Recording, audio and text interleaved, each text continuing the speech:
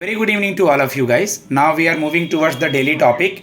It will be helpful for upcoming mains English, prelims English and interview as well as group discussion and group exercise. So just try to take help from it, because if you are reading the newspaper, if you are learning the vocabulary, it will be very helpful at the time of scheming the RC. Scheming means jaldi jaldi read करना जब time चल रहा हो, and then find the answer to mark.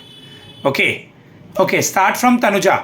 Loudly अपना topic और अच्छे बच्चे की तरह समझाना है. Language is not a barrier. Good evening, everyone. Today my topic is H1B fee hike spooks dull Indian IT stocks. First of all, we know about what is H1B visa. So H1B visa is a non-immigrant work visa that allows the US employers to hire foreign professionals in the specialty of the occupations like IT, health and architecture. तो इसमें क्या होता है कि अगर किसी American company को hiring करनी है तो वो अगर अमेरिका की किसी एम्प्लॉय को हायर करती है तो उसे ज़्यादा पे करना होता है. बट अगर फॉरेन कंट्री के किसी एम्प्लॉय को हायर करे तो उसे कम कॉस्ट पड़ेगी. तो इसलिए वहाँ की कंपनीज अदर कंट्रीज के एम्प्लॉयज़ को हायर करती हैं, इससे कि उन्हें कम कॉस्ट देनी पड़े. तो ना इसमें उनको बहुत ज़्यादा प्रॉफिट होता है. तो इस वजह से उन्होंने ये चीज़ अपनाई है. और इसमें H1B वीजा जो है वो ऑथराइज करता है उन कंपनीज को कि वो अदर कंट्रीज के एम्प्लॉयज को हायर करने के लिए इस वीजा के थ्रू अप्रूवल ले सके वहाँ की गवर्नमेंट से. तो इसकी जो वैलिडिटी है वो पहले 3 इयर्स थी, अब ये 6 इयर्स हो गई है. तो इसमें ना की गवर्नमेंट ने, अब डोनाल्ड ट्रंप ने एक रूल निकाला है कि आप वहाँ की जो एम्प्लॉयर होंगे उनको $1 लाख फी पे करनी होगी. इससे इंडिया की जो आईटी कंपनीज है उन पे बहुत इम्पैक्ट पड़ा, क्योंकि लास्ट फाइनेंशियल ईयर 24 में जो इंडिया के जो आईटी प्रोफेशनल्स थे उसमें 71% ऑफ द H1B वीजा सिर्फ आईटी सेक्टर से गया था. तो इस वजह से इंडिया का जो आईटी स्टॉक्स है उस पर इफेक्ट पड़ा है. तो इसमें बोला है कि जो निफ्टी की इंडेक्स आई है उसमें बताया कि 2.95% का डिक्लाइन हुआ है इंडियन आईटी स्टॉक्स कंपनीज में. तो इसमें वेरियस सेक्टर्स हैं, वेरियस कंपनीज हैं जिसमें कि उनका डेक्लाइन बताया गया है कि कितना परसेंट अलग अलग कंपनीज का डिक्रीज हुआ है. एट दी एंड कंक्लूजन में इसमें ये आया कि जो क्लाइंट्स हैं वो या तो ये कर सकते हैं कि वो शॉर्ट टर्म डील कर ले वहाँ की कंपनीज के साथ, तो वो 3 इयर्स के लिए ना बेच के कुछ टाइम के लिए भेजें और वहाँ पे काम करवा सकें. और सेकेंड ये है कि डोनाल्ड ट्रंप ने ये जो रूल निकाला है वो सिर्फ उन्होंने ऑथराइज किया है. अभी वहाँ की जो कांग्रेस है, मतलब वहाँ जो पार्लियामेंट है, उसने ये वहाँ पे ये पास नहीं हुआ है. तो ऐसा भी हो सकता है कि ये केस कोर्ट में चला जाए यूएस के, तो वहाँ पे उस पर इनवैलिड शो करके ये वापस से H1B वीजा पे जो फी लगाई गई है वो हटा दी जाए. तो इसे इंडिया की जो आईटी स्टॉक्स है वो वापस से इस आर्टिकल में यही था बस. गुड.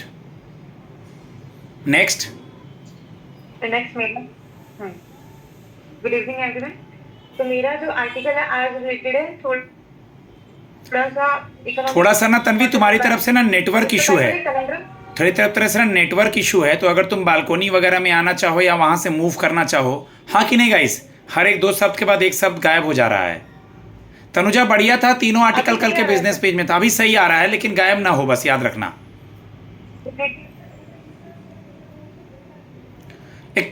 अभी बोलना है या तुम्हें लास्ट में बोलने दूं?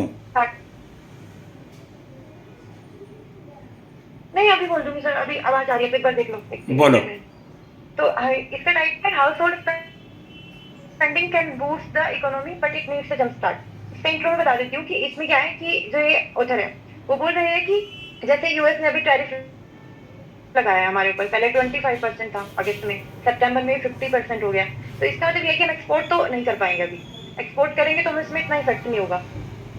तो उसके लिए अल्टरनेट सॉल्यूशन ये है कि हम प्राइवेट इन्वेस्टमेंट करें. प्राइवेट इन्वेस्टमेंट इट मीन्स कि लोगों के पास पैसा होना चाहिए इन्वेस्टमेंट करने के लिए, जो प्राइवेट कंजप्शन के लिए. तो अगर लोग प्राइवेट इन्वेस्टमेंट तब करेंगे जब उन्हें नीड होगी तब वो डिमांड करेंगे कंजप्शन बढ़ेगी, कंजप्शन बढ़ने से ज्यादा प्रोडक्शन होगा. तो ऐसे करके हमारी इकोनॉमी बूस्ट अप हो सकती है. तो इसमें ऑथर ने इसी बात पे ज्यादा फोकस किया है कि कैसे हम जो अपनी कंजप्शन है वो बढ़ा सकते हैं.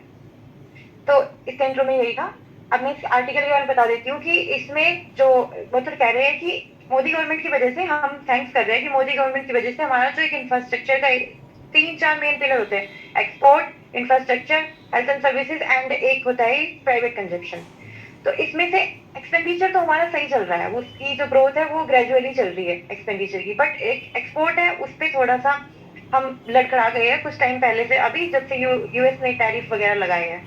तो हमें अब फोकस करना चाहिए कंजप्शन वाले सेक्टर पे। और उसके बाद में जो जो मिसेस निर्मला सीतारमण है, जो कि हमारी फाइनेंस मिनिस्टर है, उन्होंने बोला कि जो बजट है, इवन दो बजट में जो इंफ्रास्ट्रक्चर है वो तो सही चल रहा है, इंफ्रास्ट्रक्चर ऐसे ग्रो कर रहा है 30 से 35% की रेट से, और बोल रहे हैं कि इवन दो वो कोविड के जैसा नहीं है, कोविड से पहले जितना था, लेकिन फिर भी ग्रोथ हो रही है, लेकिन कंजप्शन में नहीं हो रही है। तो उसके लिए इन्होंने क्या किया है, अभी जीएसटी चेंज कर दिया है स्लैब। पहले जीएसटी बहुत ज्यादा हाइक था, 28% था, और एक अभी अभी चेंज किया है 15 और 18% रखेंगे। तो जो कंजप्शन की जो बेसिक नीड्स की चीजें होती है, या तो उन पर मिल गया है कि लोग ज्यादा परचेज कर पाए, या फिर 5% किया है। तो बता रहे हैं कि 56% तक ऐसी चीजें हैं जिन पे या तो नील है या फिर 5% है। इससे ये होगा कि प्राइस कम हो जाएंगे चीजों के और लोगों की डिमांड इंक्रीज होगी। अगर हमें किसी की डिमांड एंड प्राइस का इनवर्स रिलेशन होता है हमेशा इकोनॉमिक्स में, अगर डिमांड बढ़ेगी तो प्राइस कम होंगे, प्राइस बढ़ेंगे तो डिमांड कम होगी। तो वही चीज की है कि प्राइस कम करती है जीएसटी कम करके, तो उससे डिमांड इंक्रीज होगी, डिमांड इंक्रीज होगी वही कंजप्शन इंक्रीज होगा।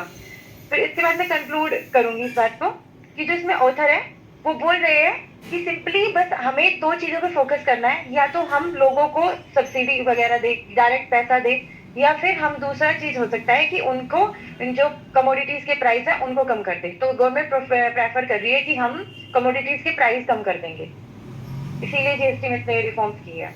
Good, that's all about my topic. Very good. समझ में सबको आएगा गाइस? कल के पेपर सही था ना तन्वी, या परसों वाले में से था? क्योंकि अगर कोई रेफर करना चाहेगा, वीडियो देख रहा है तो बीच बीच में एक नहीं, दो। कल से था।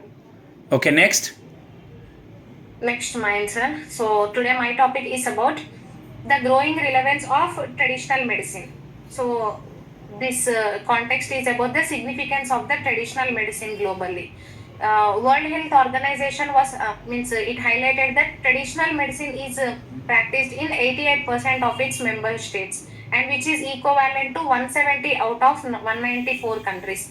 And it also remains a primary healthcare forum, particularly in low and also the middle income nations. Why? Because it is due to the accessibility and also its affordability. So traditional medicine supports the biodiversity conservation, security in nutrition wise, like in nutritional security, and also in the sustainable livelihoods. So specific market values include in the China's traditional medicine is at $122.4 billion, and India's traditional medicine sector means we can link here the Ayush sector. Ayush yoga and naturopathy, Unani, homeopathy, all of this we can include in the India's traditional medicine sector. Like manufacturing sector, revenues increased here in this Ayush sector from 21,697 crore in 2014 over 1.37 lakh crore rupees. And Ayurveda has received it has received the formal recognition as a medical system in several nations also. And Ayush sector development means according to National Sample Survey Office 2022 to 2023, what it says about is to aware the people universally, not just in India, and to aware 95% of people in the rural areas, because they are not that much aware about this, and 96% of urban population also know about this, but they do not care that much about this, because they always rely on the other medicine and all, because this has the largest impact on human health.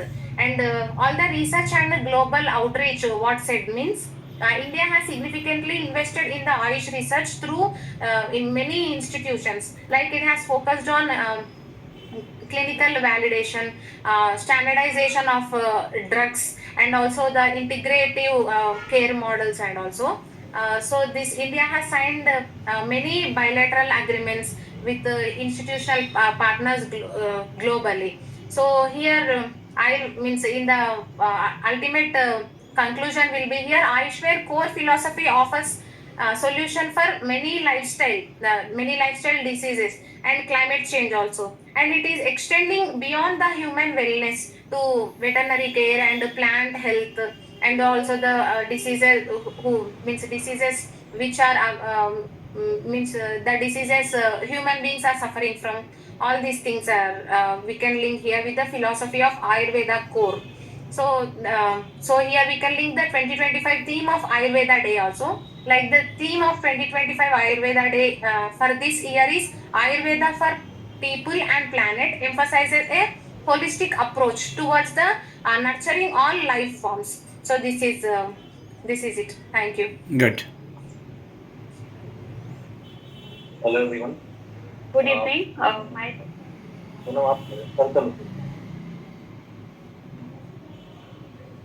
Good evening. My topic is Jaishankar Robido meet amid trade visa tension. इस article में external affair minister जो जयशंकर जी है and US के secretary of state है micro रोबिनो, इनके meeting के बारे में बताया गया है। और ये meeting United nation general assembly UNGA के 88th मीटिंग में हुआ है। ये मीटिंग ऐसे टाइम पर हो रहा है जब इंडिया और यूएस के बीच में बिजनेस और वीजा को लेके कॉन्फ्लिक्ट चल रहा है। और जब इंडिया और यूएस के मतलब चल रहा है कॉन्फ्लिक्ट का मेन रीजन ये है कि यूएस और इंडिया के मतलब इंडिया के ऊपर जो 50% टैरिफ लगाया है और H1B वीजा के जो फीस पे बढ़ोतरी की है उसके वजह से चल रहा है। और मतलब इन सब का इस मीटिंग का सिर्फ एम ये है कि इन सब के मुद्दों पर बात करके इंडिया और जो यूएस है उसके रिश्ते को ठीक करना है। एक्सटर्नल अफेयर मिनिस्टर जो जयशंकर ने उन्होंने अभी मतलब अपने सोशल मीडिया पर इस पोस्ट से बताया है कि उनकी और माइक्रो जो रोबिनो के बीच की बातचीत है वो बिलैटरल और इंटरनेशनल मुद्दों पर चर्चा हुई है।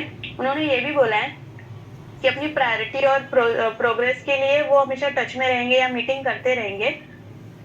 और इस वीक में वहाँ के जो कॉमर्स और इंडस्ट्रियल मिनिस्टर है पीयूष गोयल जी वो भी यूएस में ही है, जिससे पता चलता है कि व्यापारिक मुद्दों पर बातचीत मतलब कितनी आगे बढ़ रही है।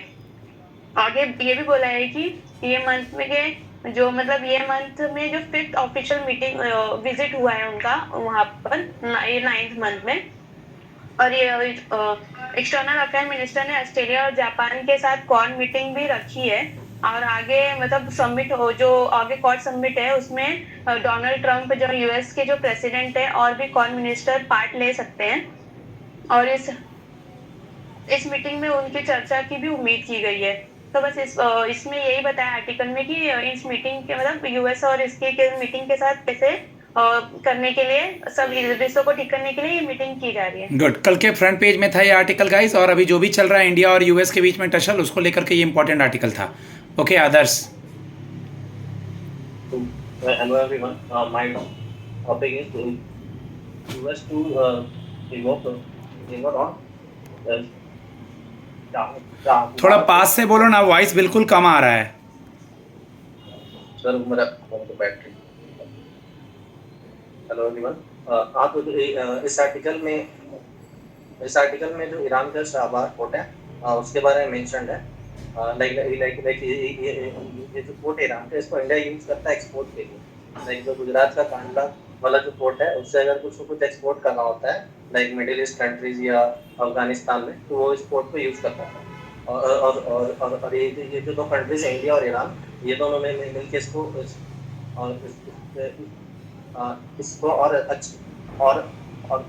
और अच्छा इसको मतलब कि इम्प्रूव भी कर रही है। तो लेकिन अभी जो यूएस का एक जो हाल फिलहाल में यूएस और ईरान का जो वार हुआ था मतलब वार नहीं मतलब के बीच में जो कॉन्फ्लिक्ट चल रहा था उसके कारण तो उसके कारण एक यहाँ पे डिसीजन आया है कि जो ये कोर्ट है उस पे जो सैंक्शंस है उसको मतलब उसको वो करने का डिसीजन आया है। और इसमें कुछ फैक्ट्स मेंशन था कि मतलब ये जो पोर्ट का डेवलपमेंट चल रहा था इसमें कंपनीज का नाम लिया गया था कि इंडिया पोर्ट ग्लोबल लिमिटेड जो है वो इसमें इन्वॉल्व थे इसको मतलब डेवलप करने में। और इसमें कुछ और मतलब फिगर्स का बात हुआ था कि इंडिया ने जो मतलब एक्सपोर्ट किए थे उसमें कुछ टन्स ऑफ वीट का मतलब मेंशन्ड है कि ये एक्सपोर्ट हुआ था अफगानिस्तान। तो इसका मेन मतलब कंक्लूजन पे है कि ये जो मतलब सैंक्शन अगर इसको रिमूव मतलब होता है तो इससे मतलब कि इंडिया पे इम्पैक्ट हो सकता है, क्योंकि उसका मतलब कि इन्वेस्टमेंट हो चुका है इस पोर्ट में, तो उसके कारण उसको मतलब कि मतलब प्रॉब्लम हो सकता है काफ़ी। तो हाँ से डन सर। ठीक है, वॉल्यूम मेरे ख्याल से बहुत कम ही वॉइस इसमें रिकॉर्ड हो पाया होगा क्योंकि आवाज़ बहुत धीरे था, बट वेल ट्राई। और गाइज मैं ये आशा करता हूँ रिस्पॉन्ड करना तन्वी, पूनम या जितने ही बच्चे क्लास में हैं जिनका टॉपिक था या नहीं था, कि अब हम लोग को न्यूज़पेपर पढ़ने में या इंग्लिश प्रीलिम्स में मतलब ऐसा तो नहीं ना है कि सर पे दर्द होता है। आज का मेंस का बात हम हटा देते हैं, तो कुछ हेल्प हो रहा है नहीं हो रहा है? तन्वी, पूनम, आदर्श, हेल्प हो रहा है ना? तन्वी हेल्प मिल रहा है? निशु, सब लोग को हेल्प मिल रहा है? ठीक है गाइज, माई नंबर इज 7503235358। आगे चल के कोई भी सुपर 50 से हेल्प लेना चाहते हैं, इनरोल करना चाहते हैं तो मुझे मैसेज कर सकते हैं। God bless you all.